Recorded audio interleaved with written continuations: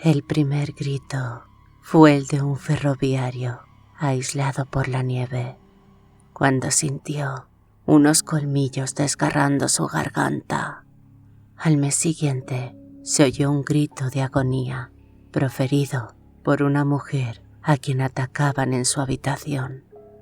Cada vez que la luna llena brilla en la aislada y solitaria ciudad de Darker Smiles, se producen escenas de increíble horror. Nadie sabe quién será la próxima víctima, pero sí hay una certeza. Cuando la luna se muestra en todo su esplendor, un terror paralizante recorre Darken Smiles.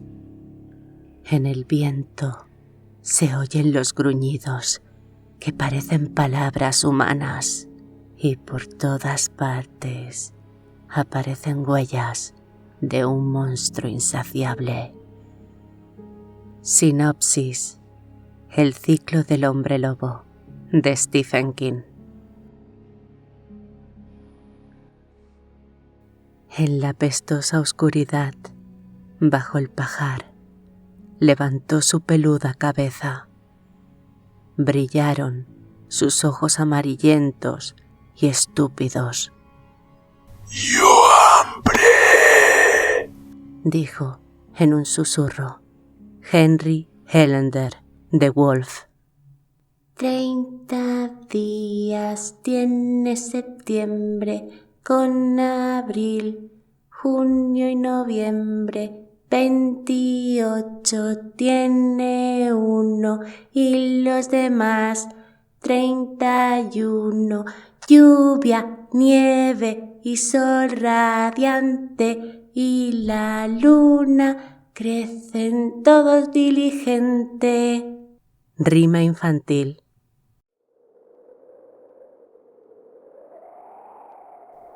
Enero. En algún lugar, muy alta en el cielo, debía brillar la luna y enviar sus rayos a la tierra. Pero aquí, en Darker Smiles, una tormenta de enero había ocultado el cielo con la nevada. El viento soplaba con violencia por la desierta Center Avenue. Las máquinas quitanieves, pintadas de color butano, hacía ya mucho tiempo que decidieron dejar su inútil trabajo. Arnie Wenstrom, el jefe de señales del ferrocarril GSWM, había quedado aislado por la tormenta en una pequeña caseta de señales a unas 9 millas de la ciudad. La nieve había bloqueado su pequeño automotor a gasolina y decidió esperar a que pasara la tempestad, matando el tiempo con un solitario con su grasienta baraja. Afuera, el viento pareció lanzar un agudo grito. Westrum, intranquilo, levantó la cabeza, pero casi enseguida volvió a bajar los ojos para concentrarse en el juego. Al fin y al cabo, solo podía tratarse del viento. Pero el viento no suele arañar las puertas, ni gemir como pidiendo que se le deje entrar. Westrum se puso en pie, un hombre alto, flaco y larguirucho, con chaquetón de lana sobre su mono de ferroviario. Un cigarrillo Camel le colgaba de la comisura de los labios. Su cara arrugada, típica de los habitantes de Nueva Inglaterra, se iluminó con los tonos suavemente anaranjados de la luz de la lámpara de queroseno que colgaba de una de las paredes de la caseta. De nuevo sonó aquel ruido, como si alguien arañara en la parte de fuera de la puerta. Debe de ser de algún perro extraviado que quiere que le deje entrar, pensó Westrum. Sí, no puede ser otra cosa. Sin embargo, no pudo evitar cierta vacilación. Sería inhumano dejar fuera con ese frío, se dijo a sí mismo. Aunque no puede decirse que haga calor en la caseta. Pese a la estufa eléctrica alimentada por una batería, podía ver los halos de vapor que se escapaban de su boca cuando respiraba. y no obstante seguía dudando. El helado dedo del miedo parecía taladrarle el pecho, exactamente por debajo del corazón. Tarker Smiles estaba pasando una mala temporada y habían corrido terribles presagios por el pueblo. A Arnie, por cuyas venas corría profundamente la sangre galesa de su padre, no le gustaban nada las cosas que estaban ocurriendo. Antes de que hubiera decidido qué hacer con aquel extraño visitante llegado de la noche, el suave gemido al otro lado de la puerta se convirtió en un rugido feroz. Se produjo un golpe atronador, cuando algo increíblemente fuerte y pesado se lanzó contra la puerta. Aquel algo retrocedió para volver a golpear de nuevo. La puerta se conmovió en su marco y un soplo de viento dejó entrar por la parte de arriba del quicio desencajado ya unos copos de nieve. Arnie Westrum dirigió la vista a su alrededor, buscando algo con qué apuntalar la puerta. Pero antes de que pudiera hacer otra cosa que tomar la endeble silla en la que estuvo sentado hasta hacía poco, aquel misterioso ser aullador golpeó de nuevo la puerta con fuerza increíble, produciéndole una gran grieta de arriba abajo. Por unos momentos, la cosa pareció quedarse apresada en la abertura producida en la puerta por la ruptura de alguna de sus tablas. Pataleando y embistiendo, su hocico contraído por unos gruñidos de rabia y sus amarillos ojos resplandecientes. El mayor lobo que Arnie jamás viera con anterioridad. Sus rugidos resonaban terriblemente siniestros, como si fuesen palabras pronunciadas por una garganta humana. La puerta acabó por astillarse del todo, crujió y cedió. En un momento, aquella cosa espantosa estaría dentro. En un rincón de la cabaña, entre un montón de viejas herramientas, había un pesado pico apoyado contra la pared. Arnie se precipitó para hacerse con él. Mientras tanto, el lobo había logrado liberarse de la puerta. Se abrió paso hacia el interior de la caseta y se agachó como si se preparara a saltar sobre el hombre acorralado, al que miraba fijamente con sus terribles ojos amarillos. Las orejas, echadas hacia atrás, parecían pequeños triángulos de piel peluda, casi pegados a la cabeza. La lengua le colgaba jadeante. Tras él, la nieve entraba a ráfagas por la puerta, totalmente rota por el centro. Con un rugido, el animal saltó para atacar a Arnie Westrum, que volteó el pico. Solo una vez. La luz de la lámpara se reflejaba fuera desigualmente sobre la nieve helada y a través de la puerta destrozada. El viento continuaba aullando y gimiendo. Comenzaron los gritos. Algo inhumano había llegado a Tarker Smiles. Algo tan invisible como la luna, oculta por la tormenta que debía cabalgar por el cielo, muy alta por encima de nosotros. Era el hombre lobo, el werewolf. No había ninguna razón especial que justificara su llegada. Precisamente en esos momentos, como no la había tampoco para la llegada del cáncer o de un psicópata que llevara en su mente la idea de asesinato o de un tornado mortal.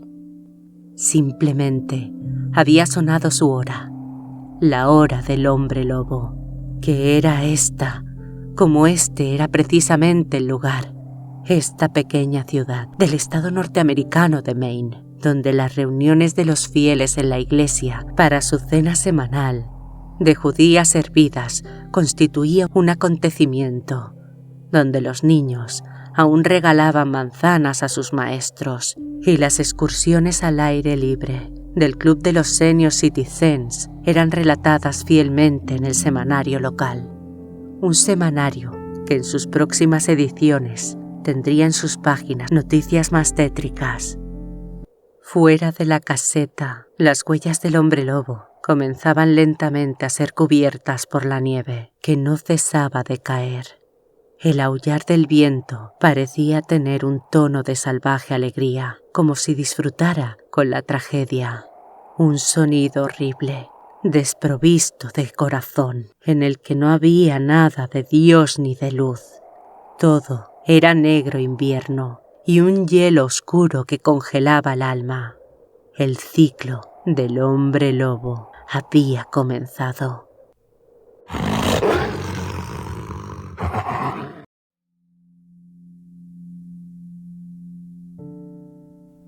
Febrero. El amor, pensaba Stella Randolph, echada en su estrecha cama de virgen. A través de la ventana entraba la luz fría y azulada de la luna llena en la noche de San Valentín. El amor, el amor, el amor. El amor debe ser como... Aquel año, Stella Randolph, que dirigía la peluquería de Set and Sew, había recibido 20 tarjetas postales de felicitación especialmente pensadas para el Día de los Enamorados. Una de Paul Newman, otra de Robert Redford, una tercera de John Travolta e incluso una de Archie Frehley, del grupo rockero Kiss. Las postales estaban abiertas sobre su escritorio, al otro lado de la habitación, iluminadas por la luz de la luna fría y azulada. Se las había enviado ella misma, este año como cada año. El amor debe ser como un beso al atardecer, como el último beso, el auténtico, el verdadero, al término de las historias románticas de las colecciones de Arlequín. El amor debe ser como un aroma de rosas a la hora del crepúsculo. Todos se reían de ella en Tarker Smiles. Sí, todos. Los niños se burlaban y le tomaban el pelo a sus espaldas, y en ocasiones, si se sentían seguros al lado opuesto de la calle y el agente Neri no estaba por allí, le cantaban canciones alusivas a su exceso de peso con sus voces suaves y agudas de soprano. Pero ella conocía el amor y sabía emocionarse con la luz de la luna. Su peluquería, casi en ruinas, se iba derrumbando poco a poco, y era cierto que ella pesaba demasiado, pero en algunos momentos como entonces, en aquella noche de ensueño, y con la luna como una suave marea azulada penetrando por los cristales de la ventana, empañados por la helada, le parecía como si el amor todavía fuera posible. El amor y el aroma grato del verano, cuando él llegara. El amor será como el áspero roce de la mejilla de un hombre que araña y rasca. De repente, algo arañó en la ventana. Stella se apoyó sobre los codos y la colcha resbaló, dejando al descubierto su trasero exuberante. La luz de la luna había sido interceptada por una sombra oscura, amorfa, pero con contornos claramente masculinos. Y la mujer pensó: ¿estoy soñando? Y voy a dejarme arrastrar por mis sueños. Seré yo misma y tendré un orgasmo. Hay quienes creen que esa es una palabra sucia, pero no es así. Es una palabra limpia y cristalina, una palabra correcta. El amor es como un orgasmo. La joven se levantó, convencida, ciertamente, de que se trataba de un sueño, porque allí, agachado, había un hombre al que ella conocía, un hombre con el que se cruzaba en la calle casi cada día. Era el amor que llegaba, el amor que ya había llegado. Pero cuando sus dedos gordos, como morcillas, se posaron sobre el frío marco de la ventana, vio que no se trataba de un hombre. Lo que había afuera era un animal, un lobo enorme de pelo hirsuto, con las patas delanteras posadas en la parte exterior del alféizar de la ventana y las traseras casi hundidas por completo en la nieve blanda que se acumulaba junto a la fachada occidental de su casa situada en las afueras de la ciudad. Estamos en el día de San Valentín y tiene que reinar el amor, pensó. Sus ojos la habían engañado incluso en su ensueño. No se trataba de un animal, era un hombre, precisamente aquel hombre tan perversamente bello. Perversidad, sí, el amor debe ser perverso. Y él había llegado, precisamente en aquella noche cubierta por la luna, para poseerla. Sí, lo haría. La joven abrió la ventana y fue el golpe frío de aire que agitó su delgado camisón azul el que le dijo que aquello no era un sueño. El hombre se había marchado y ella, con una sensación de desfallecimiento, se dio cuenta de que el hombre nunca había estado allí. Con un estremecimiento, Estela dio unos pasos hacia atrás y el lobo, suavemente, saltó por la ventana y penetró en la habitación.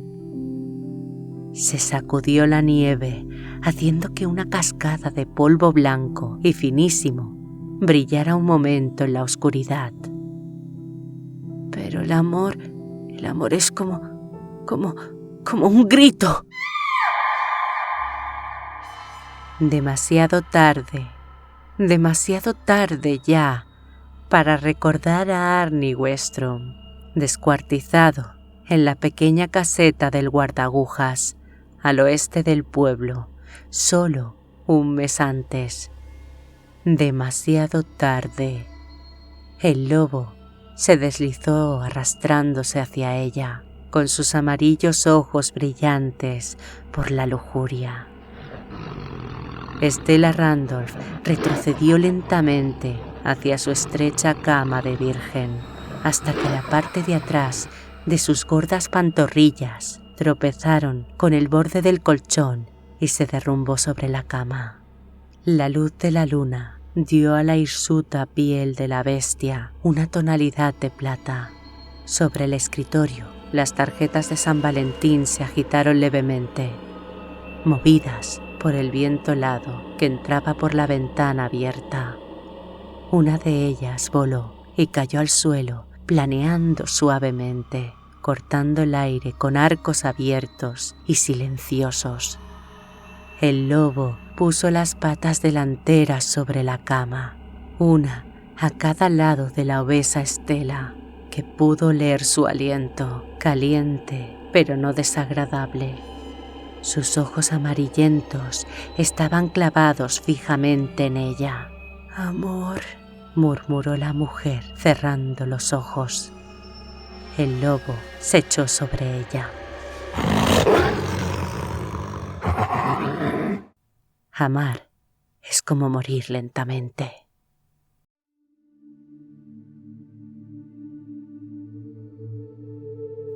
Marzo. La última y auténtica ventisca del año, pesada. La nieve blanca se convertía en aguanieve al atardecer, cuando la noche se acercaba.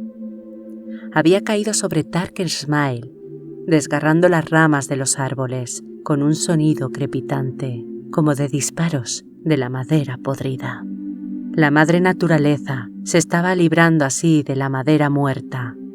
Milt Sturmfuller, el librero del pueblo, hablaba con su esposa mientras tomaba una taza de café. El librero era un hombre delgado, con la cabeza estrecha y unos ojos azules pálidos, que habían mantenido a su esposa, bonita y callada, en un cautiverio de terror durante 12 años. Había muy pocas personas que sospecharan la verdad. La esposa del agente de policía Neri, Jane, era una de ellas, pero la pequeña ciudad podía ser un lugar muy oscuro y nadie estaba seguro de lo que hacían los otros. La ciudad sabía conservar sus secretos. Mill se sintió tan complacido con su frase que la repitió de nuevo. Sí, mamá. La naturaleza está podando su madera muerta. Y en esos momentos, la luz se apagó y Donna Lee Stunfuller dejó escapar un breve grito contenido y derramó también un poco de su café. «Vas a limpiarlo», dijo su marido con frialdad. «Lo vas a limpiar inmediatamente, ahora mismo». Sí, cariño, está bien. En la oscuridad buscó insegura un trapo de cocina con el que limpiar el café que había derramado y se golpeó la espinilla contra un taburete, lo que la hizo lanzar un grito ahogado de dolor. En la oscuridad, su marido se rió satisfecho. Los dolores de su esposa le parecían lo más gracioso del mundo, excepto quizá los chistes que publicaba el Reader's Digest, aquellos chistes. Humor en uniforme. La vida en sus Estados Unidos tenía la virtud de hacerle cosquillas en el estómago. Al mismo tiempo que la madre naturaleza podaba sus ramas secas, había derribado algunas líneas eléctricas en aquella terrible noche de marzo, cerca de Tarker's Brook.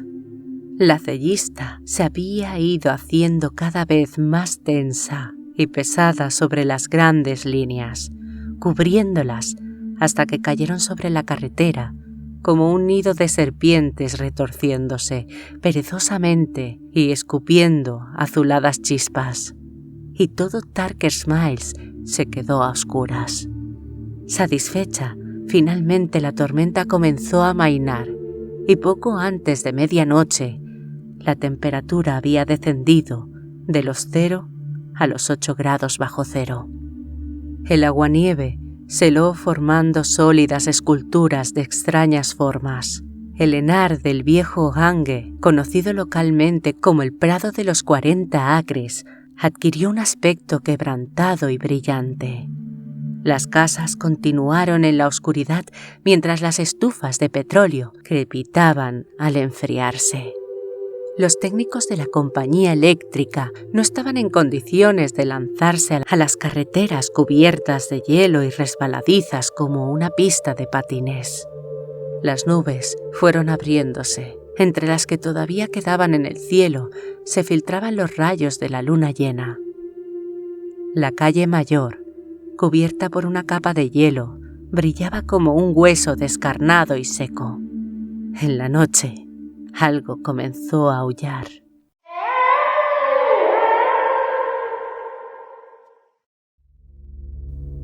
Posteriormente, nadie supo decir de dónde había llegado aquel siniestro sonido. Estaba en todas partes y en ninguna, mientras la luna llena plateaba los muros de las casas oscurecidas del pueblo. Estaba en todas partes y en ninguna, cuando el viento de marzo comenzó a ganar intensidad y el tétrico aullido resonó como si brotara del cuerno de caza de un difunto berserker y era arrastrado por el viento, solitario y salvaje. Donna Lee lo oyó cuando su desagradable esposo dormía el sueño de los justos a su lado. Lo oyó también el agente Neri mientras estaba de pie, vestido con su mono de dormir de lana, detrás de la ventana del dormitorio de su apartamento en la calle del Laurel. Y Ollie Parker, la directora del Instituto de Enseñanza Media, gorda y poco eficiente, desde su propia alcoba. Lo oyeron muchos otros también, entre ellos un muchacho paralítico sentado en su silla de ruedas. Pero nadie lo vio, ni nadie sabía el nombre del vagabundo cuyo cuerpo fue encontrado por el empleado de la compañía eléctrica que finalmente por la mañana había salido de Tarker's Brew para reparar los cables rotos. El cuerpo del vagabundo estaba cubierto con una capa de nieve helada, la cabeza hacia atrás y la boca abierta como si la muerte lo hubiese sorprendido mientras gritaba. El viejo abrigo y la camisa que llevaba debajo estaban abiertos y desgarrados. El hombre yacía en un charco helado de su propia sangre, con los ojos fijos en las líneas eléctricas caídas. Las manos aún alzadas en un gesto de defensa, el hielo endurecido entre los dedos. A todo su alrededor había marcas de huellas, las huellas de las patas de un lobo.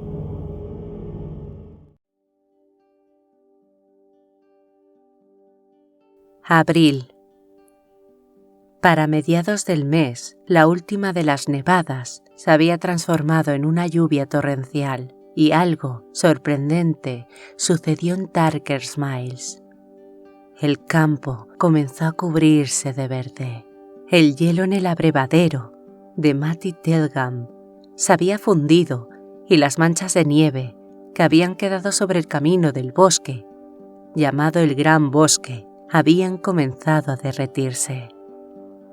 Parecía como si el viejo y maravilloso juego de manos que convierte el frío en verdor y calidez fuera a suceder de nuevo. La primavera estaba a punto de llegar. Los habitantes del pueblo celebraron el acontecimiento pese a las sombras que habían caído sobre la aldea. La abuela Age hizo unas empanadas y las dejó en la parte de fuera de la ventana de la cocina para que se enfriaran. El domingo, en la iglesia baptista de la Gracia, el reverendo Lester Lowy leyó parte del Cantar de Salomón y pronunció un sermón que llevaba el título de La primavera del amor de Dios. En un ámbito más secular, Chris Whitson, el mayor de los borrachos de Tarker's Mills, tomó su gran trompa de primavera y dio un espectáculo en la calle, bajo la luz irreal y plateada de una luna de abril casi en plenilunio. Billy Robertson, dueño y barman de la taberna de Tarker's Mills, la única del pueblo, lo vio salir y comentó con la camarera: «Si Lobo se lleva a alguien esta noche, apostaría que será Chris». «No me hable de ello», replicó la camarera, estremeciéndose. Se llamaba Elise Fournier, tenía 24 años, acudía a la iglesia baptista de la Gracia y cantaba en el coro porque sentía cierta debilidad sentimental por el reverendo Lowy, pero estaba decidida a dejar el pueblo en el verano, debilidad o no, pues aquel asunto del lobo había acabado por asustarla. Había empezado a pensar que las propinas podían ser mejores en Portsmouth y allí los únicos lobos eran los marinos en uniforme. Las noches en Tarker's Mills, cuando la luna empezó a crecer por tercera vez en aquel año, eran momentos muy desagradables e incómodos. De día, las cosas iban mejor. Para los habitantes del pueblo, cada atardecer traía consigo el final de aquel cielo lleno de cometas con las que se divertían los niños del pueblo. Brady Kincaid, de 11 años de edad, tenía una de esas cometas, en forma de buitre, y mientras jugaba con ella, perdió toda sensación del transcurso del tiempo. Divertido al sentir los tirones de la cuerda en sus manos, lo que hacía que su cometa le pareciera un ser vivo, mientras la observaba ascender y bajar en el firmamento por encima del kiosco de la música. Se había olvidado de que era la hora de ir a casa a cenar, sin darse cuenta que las otras cometas manejadas por los demás niños del pueblo ya habían desaparecido una a una, y los chavales habían regresado a casa llevándose sus juguetes debajo del brazo, sin advertir que lo dejaban solo. Fue la llegada del atardecer, el avance de las azules sombras anunciadoras de la noche, lo que le advirtieron que se había quedado demasiado tiempo. Esas sombras y la luna que acababan de aparecer en el horizonte sobre el bosque al otro extremo del parque. Por vez primera, la luna aparecía trayendo consigo el buen tiempo. Una luna turgente y anaranjada, en vez de fría y blanca. Pero Brandy no se dio cuenta de ello. Solo sabía que se le había hecho tarde y que su padre posiblemente le iba a castigar por ello, y que se iba haciendo oscuro. En la escuela se habían reído de sus condiscípulos cuando estos contaban terribles historias sobre el hombre lobo, que de creerlos había dado muerte al vagabundo el mes anterior, a Stella Randalls en febrero y Arnie Westrum en enero. Pero en estos momentos no tenía ganas de reír. Cuando la luna transformó la oscura vespertina del mes de abril en un resplandor rojo y sangriento, todas aquellas historias le parecieron reales, demasiado reales. Empezó a recoger cuerda para hacer bajar su cometa todo lo deprisa que le fue posible, haciendo descender su buitre de plástico, cuyos ojos ensangrentados destacaban en el cielo que se iba oscureciendo. Lo quiso bajar con demasiada rapidez y de repente la brisa pareció quedarse en calma. Como consecuencia de ello, la cometa cayó detrás del kiosco de música. Se dirigió hacia allí, recogiendo cuerda mientras avanzaba, sin poder evitar mirar nerviosamente hacia atrás por encima del hombro. Y de repente, la cuerda empezó a resistirse y después a moverse hacia adelante y atrás, como si alguien se divirtiera tirando de ella y soltándola de nuevo, con un movimiento que le recordó al niño el movimiento de carrete en la caña de pescar cuando había enganchado una buena presa en el arroyo de Tarker, más arriba del molino. Miró hacia adelante cuando la cuerda se quedó floja. Un rugido llenó la noche de repente y Brandy Kincaid gritó. Ahora creía. Sí, ahora creía con todas sus fuerzas. Pero ya era demasiado tarde, y su grito quedó ahogado entre el ronco rugido que de repente ascendió hasta convertirse en un aullido helado y aterrador. El lobo se dirigió hacia él, andando sobre sus dos patas traseras. Su áspera piel, teñida de color naranja por la luna llena que acababa de aparecer en el horizonte.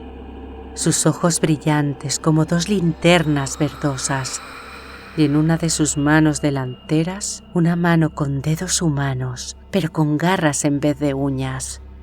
Llevaba la cometa de Brandy, cuya silueta, como si fuera una auténtica ave de presa, parecía aletear enloquecida.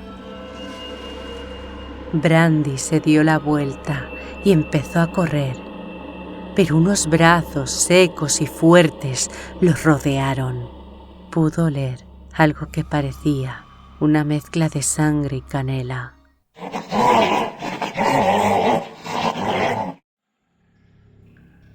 Al día siguiente fue encontrado apoyado contra el monumento de los caídos, decapitado y desmembrado, con su cometa de buitre en una de sus manos agarrotadas. La cometa se agitaba como si quisiera volver a ascender al cielo cuando el grupo que había salido en busca del chiquillo dio con su cuerpo y se quedó horrorizado y con ganas de vomitar. Se agitaba porque la brisa volvía a soplar de nuevo, como si presintiera que aquel iba a ser un buen día para hacer volar cometas.